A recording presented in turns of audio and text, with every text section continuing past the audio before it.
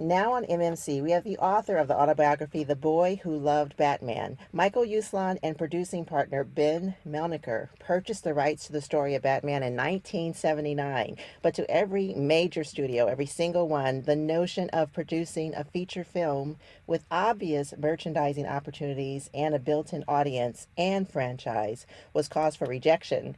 It took 10 long years for the Batman to debut on the screen. The dark side of Batman is a character millions around the world have come to love. Executive producer Michael Uslan says this award winning, multi billion dollar blockbuster series is a credit to a character whose only superpower is his humanity. Michael, you are the ultimate storyteller. We are honored to have launched our endeavor on how marketers are able to take their cue from Hollywood. Welcome to MMC. Thank you so much. It's a pleasure to be here with you. Thank you. And please share with us how you were able to get millions of fans behind a self described geek who loved comic books. Yeah, well, I'll tell you something funny. When I started out with all of this back in the fabulous 50s and into the swinging 60s, it wasn't so swinging or fabulous if you were a kid over the age of about 11 and still reading comic books. You were looked down upon by society, by adults, by the guy who owned the candy store or the pharmacy where you bought the books from. He'd looked at you like you were, there was something radically wrong with you. And God help you when you were 15, 16, 17, and you asked a girl out, and she found out that you still read and collected comic books. We became what we all used to be called date challenged. And it was not cool. It was not hip.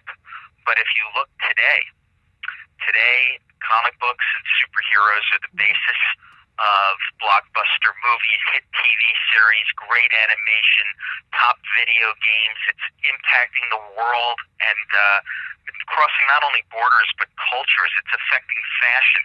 Oh my God, guess what? For geeks of the world, we win. We win.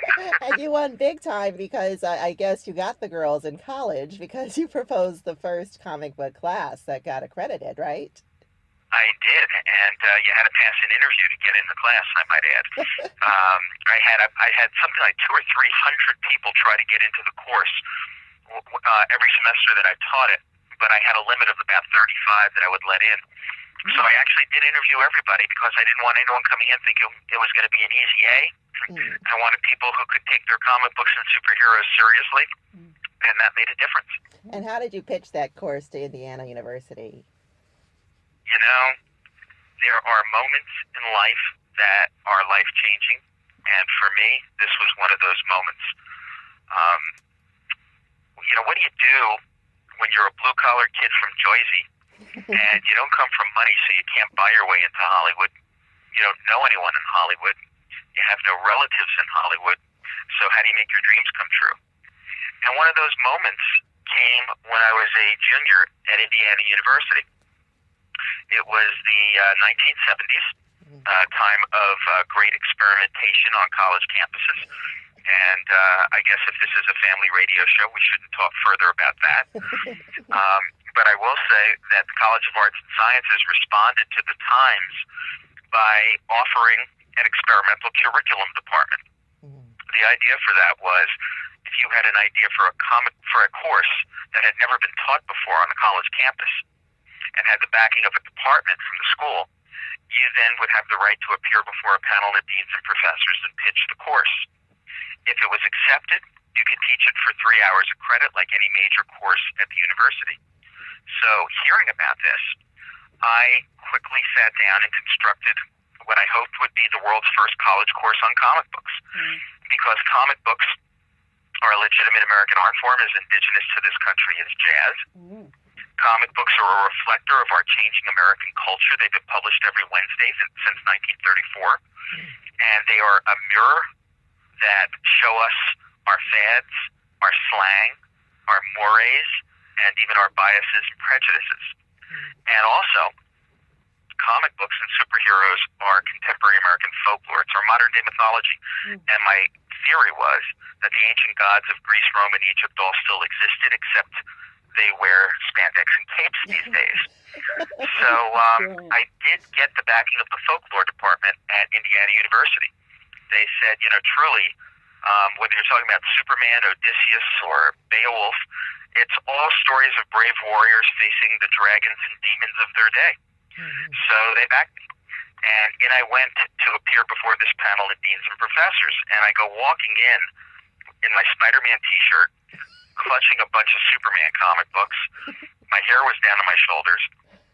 And the dean took one look at me, and he said, "So you're the fellow who wants to teach a course on funny books at my university?"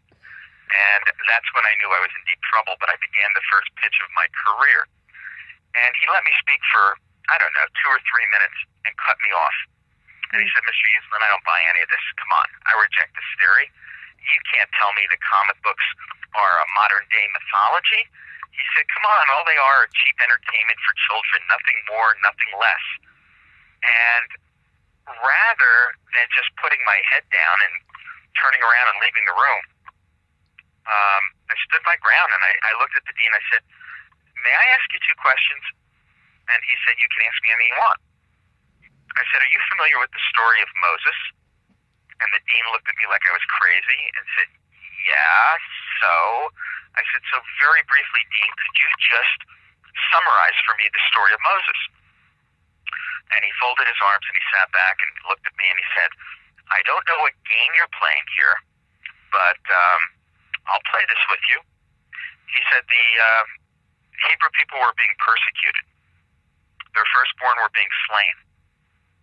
And a Hebrew couple placed their infant son in a little wicker basket and sent him down the river Nile to safety, hopefully safety. There he was discovered by an Egyptian family who raised the baby as their own son. When he grew up and became a great hero to his people, he learned of his true heritage, and I said, "Stop." I said, that's great. I said, "Did you ever read Superman comics when you were a kid?" He said, "Of course." He said, "Whenever I could get my hands on them." I said, "Do you remember the origin of Superman?" He said, "Well, sure. The planet Krypton was about to blow up. The scientist and his wife placed their infant son in a little wicker basket, sent him down the river Nile. There he's discovered by the Kents, who raise him as their own son. When he grows up," and then he stopped, stared at me for what I will swear to you was an eternity, and said, "Miss Uslan, your course is accredited." And at that moment, I became the world's first college professor of comic books. And I couldn't believe I pulled it off. I was thrilled. I wound up making Ripley's Believe It or Not. And let me tell you, my mother was so proud. Oh, my God.